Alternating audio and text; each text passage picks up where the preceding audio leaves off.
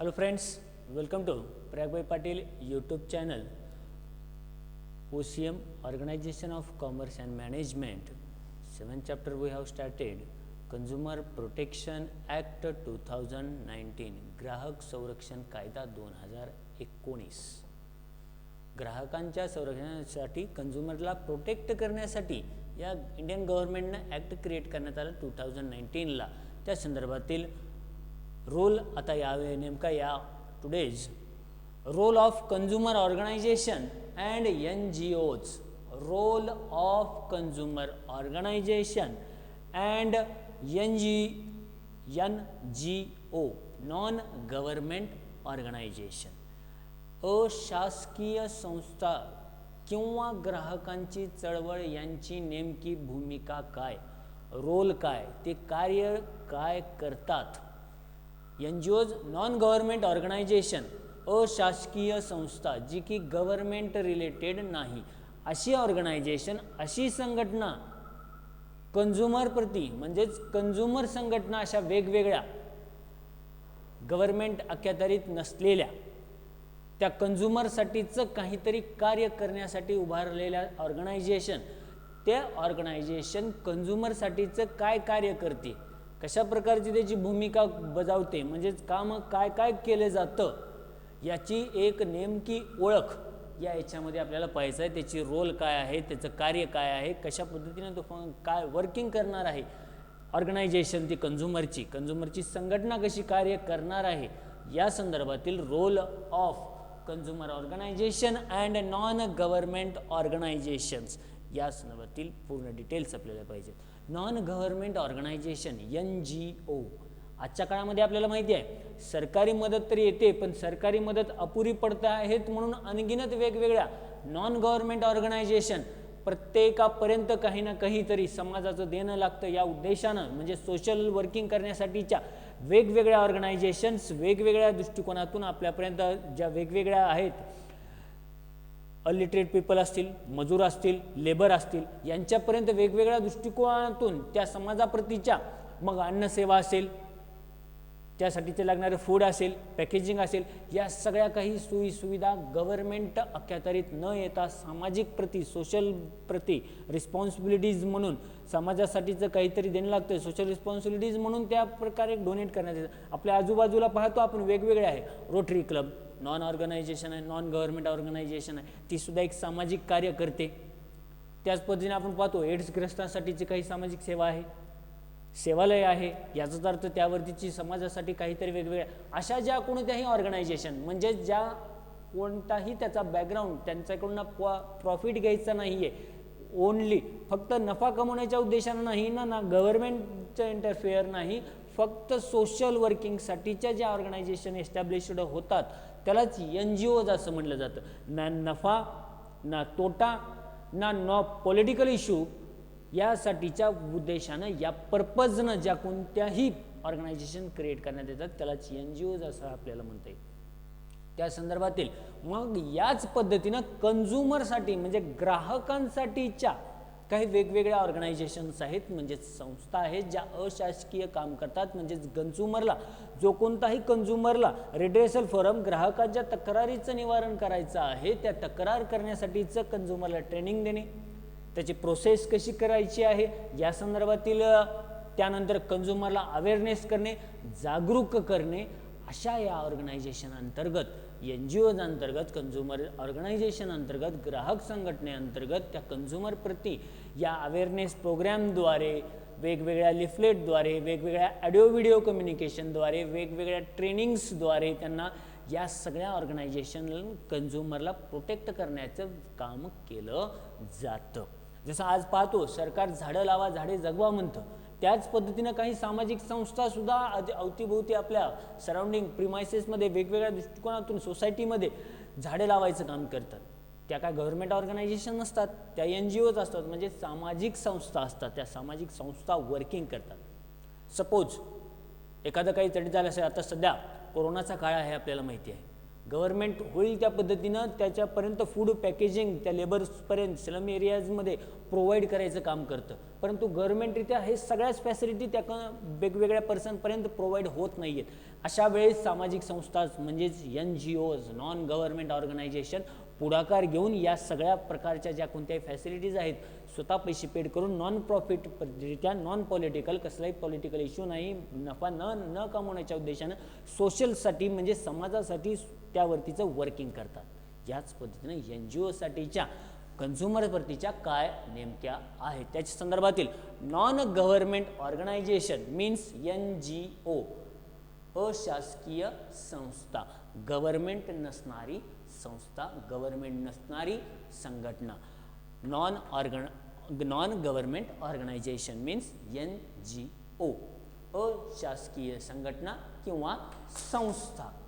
त्यानंतर non government organisation are non profit, नफा न कमवण्याच्या उद्देशाने, अँड नॉन पॉलिटिकल, कसलाही त्याला राजकीय वर्किंग नाही. Non political organisation which aims, यांचा उद्देश काय, aims at promoting the welfare of the people, promoting welfare of the people, समाजाचं कार्य, समाज हित जपण्यासाठी, समाजाचं हित, समाजासाठी कार्य करण्यासाठी, समाजात promoting the welfare of the people, लोकांचं म्हणजेच त्या सोसायटीचं लोकांचं हित करण्याच्या उद्देशाने, लोकांचे हित करण्याच्या उद्देशाने नफा न कमवणे आणि त्याला राजकीय कसलंही स्वरूप नसणारी संघटना म्हणजेच नॉन गव्हर्नमेंट ऑर्गनायझेशन. या नॉन गव्हर्नमेंट ऑर्गनायझेशनचा फक्त उद्देश काय आहे, promoting the welfare of the people. जो कोणताही मनुष्य आहे, पीपल आहे, लोक आहेत, लोकांचं सामाजिक हित जपण्यासाठी, लोकांचं हित जपण्यासाठी अशी संस्था जे नफा न कमवण्याच्या उद्देशाने, ज्याचा कसलाही राजकीय संबंध नाही, अशी जी संस्था आहे त्यालाच नॉन गव्हर्नमेंट ऑर्गनायझेशन असं म्हणण्यात येतं. NGO, non government organisation. आता या नॉन गव्हर्नमेंट ऑर्गनायझेशन आणि कन्झ्युमरची म्हणजेच ग्राहकांची जी कोणतीही संघटना आहे किंवा ग्राहकांसाठीच्या ज्या NGOज आहेत, कन्झ्युमरसाठीच्या ज्या NGOज आहेत, त्यांचा रोल काय आहे, त्या संदर्भातील त्यांची भूमिका काय आहे, कशा पद्धतीनं त्या वर्किंग्स करतात, यासाठीचे आपल्याला पाहायचं आहे. फर्स्ट नंबरचे रोल आहे the organise campaigns various programmes on consumer issues to create social awareness. Various programmes on consumer issues to create social awareness. ग्राहकांच्या ज्या कोणत्याही तक्रारी आहेत या संदर्भातील कन्झ्युमरला सोशल क्रिएट अवेअरनेस काय करणे, ग्राहकांच्या ज्या कोणत्याही वेगवेगळ्या तक्रारी आहेत त्या तक्रारी संदर्भातील एक प्रकारचे जागरूकता निर्माण करणे, वेगवेगळ्या तक्रार निवारण कशा करायच्या यावरतीचं कन्झ्युमरला जागरूक करण्याचं काम. तो थ्रेड झाला असेल, त्याला पूर्णपणे चीट केला असेल तर चीट झाला किंवा नाही हे समजण्यासाठी सुद्धा त्याला ग्राहकांना जागरूक केलं गेलं पाहिजे आणि त्यावरती तू तक्रार कर अशा संदर्भातील जागरूकतेचा प्रोग्रॅम राबवणे हे कन्झ्युमरच्या ऑर्गनायझेशनचं म्हणजे NGOची भूमिका आहे, त्याच्यातील पहिलं कार्य आहे. जर सपोज आपण एखादी कुठली गुड्स परचेस केलेली असेल आणि ती गुड्स डॅमेज निघालेली असेल आणि त्या डॅमेज संदर्भातील ठीक आहे एखादी आली असेल म्हणून आपण गप्प बसणे, याचाच अर्थ तो कन्झ्युमर त्या ठिकाणी स्टॉप होणे, त्या संदर्भातील ऑब्जेक्शन न घेणे ही कन्झ्युमरची चूक आहे आणि त्या कन्झ्युमरला अवेअर करणे, बाबा तू कंप्लायन्स कर त्या गुड्सची, त्या प्रोडक्टची, अशा पद्धतीच्या त्या कन्झ्युमरला पूर्णपणे गाईडलाईन्स करण्याचं काम या NGOज अंतर्गत करण्यात येतं. सेकंड नंबरचा आहे the organise training programme of the consumer. The the organised training programme of the consumer. ग्राहकांना वेगवेगळ्या पद्धतीनं ट्रेन करण्याचं काम, प्रशिक्षण देण्याचं काम या ऑर्गनायझेशन अंतर्गत करण्यात येतं. प्रशिक्षण देण्याचं काम ग्राहकांना या NGOज अंतर्गत, नॉन गव्हर्नमेंट अंतर्गत त्यांना प्रशिक्षण देण्याचं कार्य करण्यात येतं. थर्ड नंबर आहे त्यावरतीची द ऑर्गनाइज ट्रेनिंग प्रोग्राम, म्हणजे training programme of the consumer and make their conscious of their rights and modes of redressal of their grievances. Make the conscious of their rights, त्याचे अधिकारांचं पालन करणे आणि त्या संदर्भातील जे कोणतेही redressal of their grievances, तक्रार निवारण करणे, त्याचे अधिकार कोणते आहेत, त्याचे कर्तव्य कोणते आहेत, त्याचे इम्पॉर्टन्स काय, कंझ्युमरचे इम्पॉर्टन्स, राईट्स या संदर्भातील कंझ्युमरला त्यावरतीचं अवेअर करणे, जागरूक करणे, हे त्या NGOज अंतर्गत त्या कंझ्युमरपर्यंत वेगवेगळ्या ट्रेनिंग प्रोग्रामद्वारे, प्रशिक्षणाद्वारे देण्याचं काम या कंझ्युमर संदर्भातील NGOज, नॉन गव्हर्नमेंट ऑर्गनायझेशन्स या प्रोव्हाइड करण्याचं काम केलं येतं. त्यावरतीचं पूर्ण एकत्रित. थर्ड नंबर आहे to provide free legal advice. To provide free legal advice. Redressal forum अंतर्गत कंझ्युमर प्रोटेक्ट करण्यासाठीचं, त्यावरतीचं तक्रार करण्यासाठीचं रिड्रेसल फोरम करण्यात आलं त्यावरतीचं. परंतु त्या रिड्रेसल अंतर्गत म्हणजे तक्रार निवारण करण्याच्या ज्या कोणत्याही केंद्र ज्या आहेत, ज्या आयोगाअंतर्गत तो गेलेला आहे, परंतु त्या संदर्भातील त्याला वर्किंगच माहीत नाही आहे. त्या संदर्भातील म्हणजे कंझ्युमरला त्याची वर्किंग काय आहे, कशा प्रकारे तो त्या ठिकाणी फिलअप करू शकतो किंवा अदरवाईज जस्टिफाय करू शकतो, यासाठीच्या या ऑर्गनायझेशन, कंझ्युमरच्या organisation to provide free legal advices, पूर्णपणे फ्री ऑफ कॉस्ट, त्याला कसल्याही प्रकारची फीस न देता जे कोणतेही कायदेशीर कार्यवाही आहे या संदर्भातील माहिती देण्याचं काम या NGOज अंतर्गत करण्यात येतं. फ्री ॲडवाइस देण्यात येतं, सल्ला देण्याचं, कोणता कायदेशीर सल्ला देण्याचं काम. To provide free legal advice to members on matter of consumer interest and help them to take up grievances. ग्राहकांना त्यांच्या ज्या कोणत्याही तक्रारी दाखल केलेल्या आहेत त्या तक्रारी दाखल केलेल्या संदर्भातील कायदेशीर सल्ला पूर्णपणे मुफ्तपणे देण्याचं काम या NGOज अंतर्गत करण्यात येतं. त्यानंतर to provide free legal advice झालं. त्यानंतर to file PIL public interest litigation, म्हणजेच जनहित याचिका.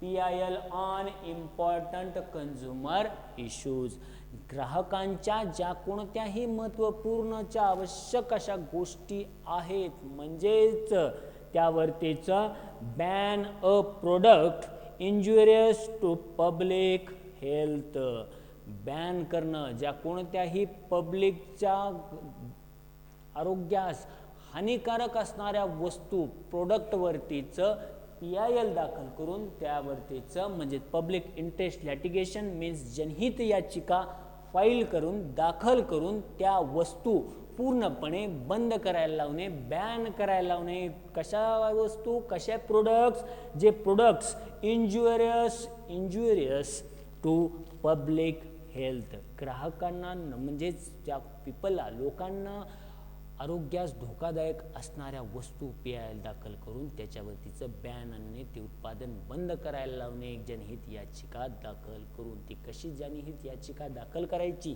नाही या संदर्भातील NGOज अंतर्गत त्यांना ट्रेनिंग देण्यात येतं. सपोज एक्झाम्पल तौर पर आपल्याकडे माहिती आहे आज महाराष्ट्र राज्यामध्ये गेल्या 2-4 वर्षापासून तंबाखू उत्पादन म्हणजे ज्या कोणत्याही मावा वगैरे अदरवाईज गुटखा आहेत या सगळ्यांवरती बॅन आहेत. का बॅन आहे तर त्या संदर्भातील पूर्णपणे इंजुरियस टू पब्लिक हेल्थसाठीचा इंजुरियस आहे, काय धोकादायक आहे. म्हणूनच यावरती कंझ्युमरला जो कोणताही नुकसान होतं म्हणून त्या अशा ज्या कोणत्याही तंबाखूजन्य उत्पादन आहेत ज्या गुटखा आहेत, मावा आहेत, या सगळ्यांवरती बॅन आणण्याचं काम केलं. म्हणजे ते पूर्णपणे आज बंदी आहे, गुटखा बंदी महाराष्ट्र राज्यामध्ये लागू आहे.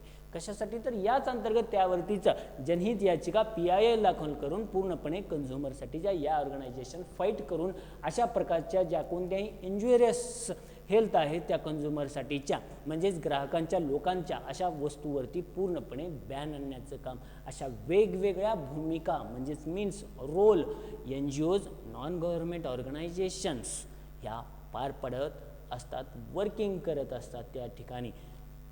त्यानंतर एक्झाम्पल्स काही NGO ज्याच आहेत म्हणजेच consumer guidance society of India CGSI. ग्राहकांच्या ज्या कोणत्याही गाईडलाईन्स आहेत त्यांना गायडन्स कशा प्रकारे करायच्या यासाठीच्या सोसायटी ऑफ इंडिया नावाची एक NGOज आहे कन्झ्युमर संघटनेच्या. ग्राहक शक्ती नावाची एक त्यावरतीचं NGOज आहेत. त्यानंतर consumer education and research centre नावाची एक ऑर्गनायझेशन आहे. त्यानंतर voluntary organisation in interest of consumer education नावाची एक NGOज आहेत. त्यानंतर मुंबई ग्राहक पंचायत अशा नावाची सुद्धा एक ऑर्गनायझेशन्स आहे. त्यानंतर कन्झ्युमर असोसिएशन ऑफ इंडिया अशाही नावाच्या अशा वेगवेगळ्या NGOज कन्झ्युमरसाठीच्या या इंडियामध्ये, भारतामध्ये, महाराष्ट्र राज्यामध्ये वेगवेगळ्या ठिकाणी वर्किंग करतात